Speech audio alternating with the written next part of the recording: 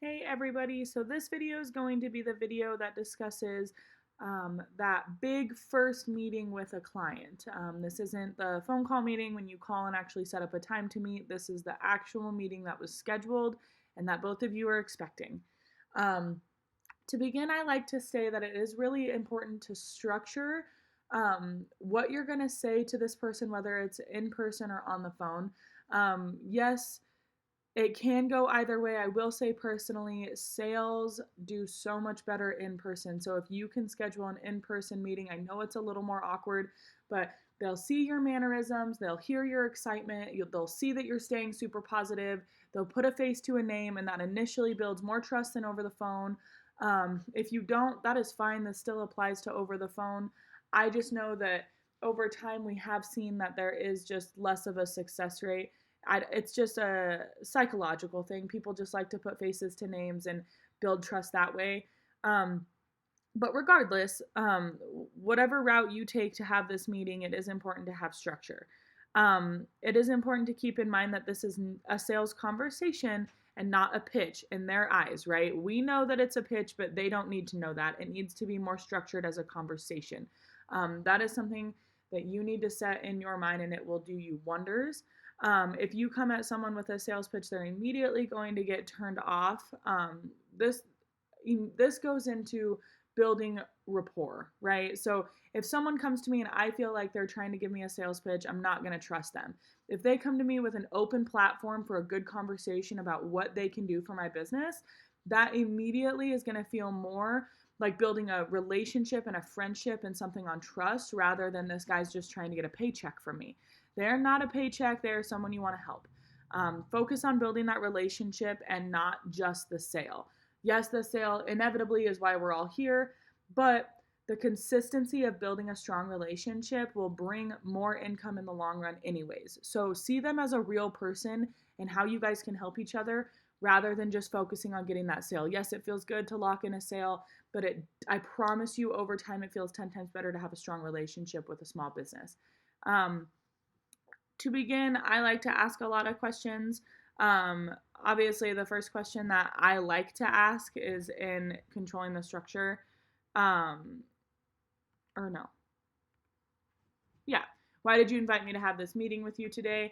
That is the first question that I like to start with, only because initially, based off the answer of that question, you can kind of guide the rest of the conversation to fit what they are expecting to get out of it, right? So if you ask, why'd you invite me to have this conversation with you and this meeting with you? Yes, they initially acknowledge that they invited you and they don't have a gun to their head and they're not being forced to do this.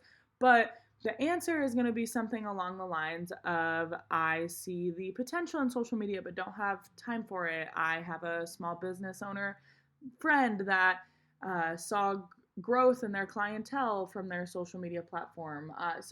So whatever their reason for wanting to actually have this meeting with you is going to be the reason that you want, because whatever comes out of their mouth, we can provide, right? Whatever they say, we know that we're going to provide. But the key word is focusing on what to say, right? So whatever their answer to that question is going to be something that you continually bring up for the rest of the conversation every chance that you get, because it's going to ease their concerns a little bit every time you say that you can provide what they're wanting you to provide. But you can ask other questions like, how's business been? Show obviously that you did some research in this stage, and we'll talk about doing research later.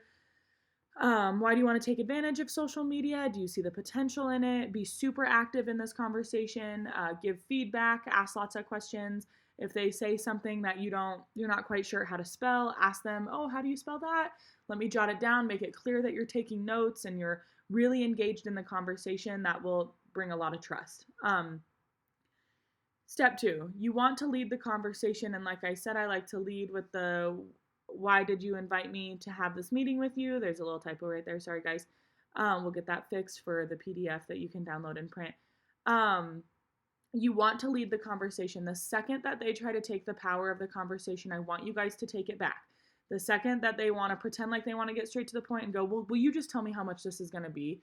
Well, a lot goes into that. We need to see what your budget is. We need to see what you already have set up. We need to see how you're already utilizing your marketing structures and social media platforms. I need to know what I'll need from you. You need to know what you'll need from me. There's too much that goes into it to answer this question right now, but by the end of this meeting, we'll definitely have an idea of how much this is going to be per month for you. The second that because you'll get pushed for sure. And I want to let you know that confidence and keeping your structure and your timeline will gain their respect. Now, there's a difference between having confidence and being rude. Definitely don't just tell them to sit down and wait their turn to ask questions, or they'll get to ask questions at the end. That's not how this works. It's an open dialogue, open conversation, but we need to have structure to it so that we stay on the same page. This will definitely help you understand what they need or what they're expecting. Walk them through the agenda. That's also okay. You can just say something along the lines of, I'll walk you through everything that I'm planning on covering today if that's something that you want to go over really quick, or if you want to just let me do my thing, we can also do that. I'm really excited to assure that we are both going to be a good fit for each other. That, because you need to also, yes, while they're doing you a favor, you are the one providing the service. So you are more than welcome at the end of that meeting to decide in your head that you don't really want to work with this client because maybe they were rude, or maybe they were pushy, or maybe they had unrealistic expectations. Those are real things. Just because they're having that meeting with you does not mean that they are the end all be all, God's gift to the universe. You're allowed to decide if you want to work with them as well. And the second that they hear that come out of your mouth, they'll go, oh, okay, this definitely is a two-way street. Step 3 is going to be the discovery phase. After you kind of walk them through everything you're planning on going through, I always recommend saying, okay, and to start, we're going to ask some questions just so I can get a good idea of maybe what's expected and how the business is structured. Always do your research beforehand and guide them through what you already know about the business. All of this is going to be very positive. I focus on reviews or products that are rated very high or services that are rated very high. Customer favorites are something that are fun to discuss. And this makes it very easy to go into asking where they want to grow in their business, right? So, hey, I see that A, B, C, D are all products that are really, really doing good, or I see that you guys are busiest on Saturdays, or I see, are there places in your business that you want to grow? And they'll usually have a few examples, and that will also connect with what's not going right. So you can take what they said, right? Use their words to guide into what's not going right, because that's the negative side of this conversation, and people get a little standoffish. So if they're the ones that say the places they want to grow or where they see that something's not going right, you can easily guide into that. But it is important to focus on, for at least for a minute, what is not going right, because then in your mind you can quickly go, okay, well, let me show you how social media can maybe enhance these pieces of your businesses, and how marketing these specific products or days or services on social media platforms will help your business and help grow those pieces of your business that are lacking. I'll ask them what's going well. I always like to hear out of their mouth what services and days or things like that they think are going really, really well. Or maybe they've had a growth spurt in the last 4 months because of something they've changed in their everyday activities or whatever. And you can hone in on that too and go, oh, okay, yeah, that would be super easy to market for you guys, and it'll just continue to get better. Ask them what their current marketing strategy is, what issues they're having day to day. These are just basic questions that you can get an idea of how the business is operating and what they want to focus on. That'll, again, make it easier for you to connect with them on what you can offer. These are just some key tips for the presentation. Obviously, be super inviting and positive. I always like to talk as if we're already a team. Show that you're adding value to them. The best way to do that is to teach them, right? So don't be afraid to show statistics, and don't be afraid to look up the odds of business growth when starting a social media platform. Make it very clear to them that they are probably behind the curve if they're not utilizing things like Facebook ads and social media platforms. It's okay, just say it respectfully. Just your tone and how you deliver information is going to be key here. Don't be afraid to show our website and our Facebook page and show how we have structured a lot of the stuff in our business.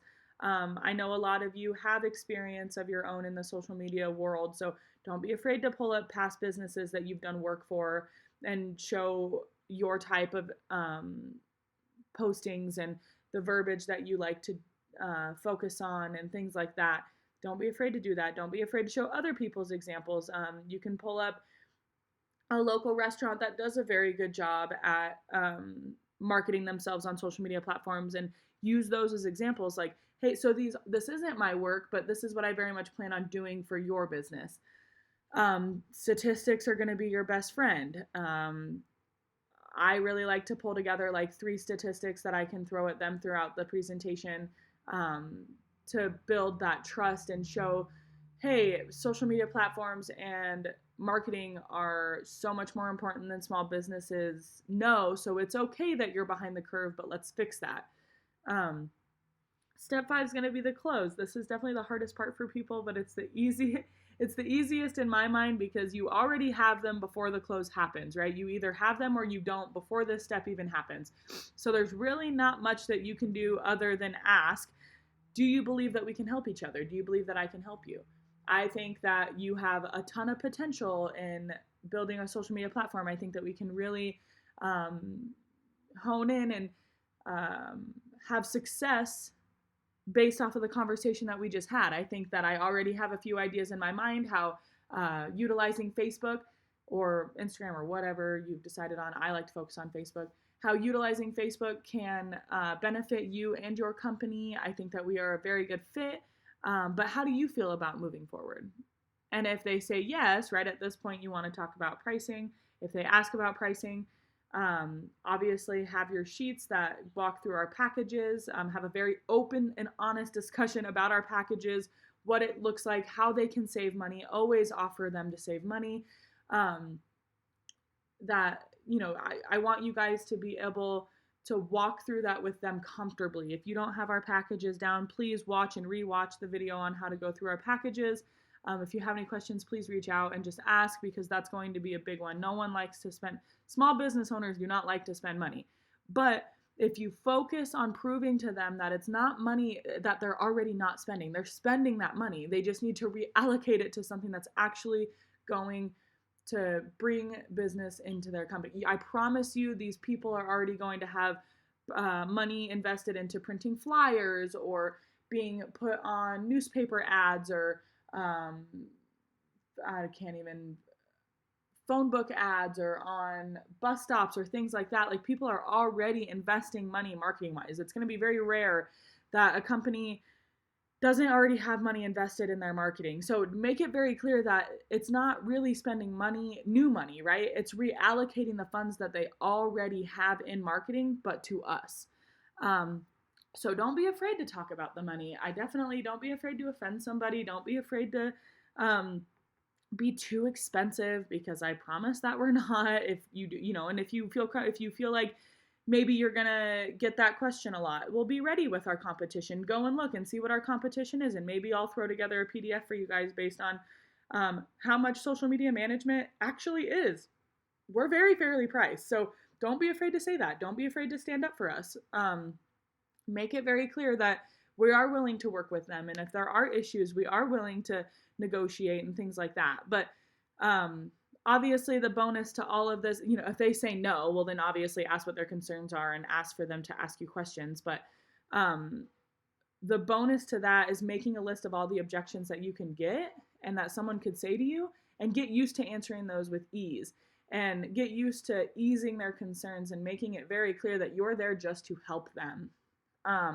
Obviously, like always, if you have any questions, please send me an email, or you have my phone number more than likely, so please reach out with any questions. And like always, I recommend that you printed this PDF and you're taking notes alongside, and take notes for your meetings, and always keep us up to date because we love it when meetings go good and we love answering questions when they don't go the greatest. So I hope that all of you have a wonderful rest of your day, and reach out and we will talk when necessary. Thank you.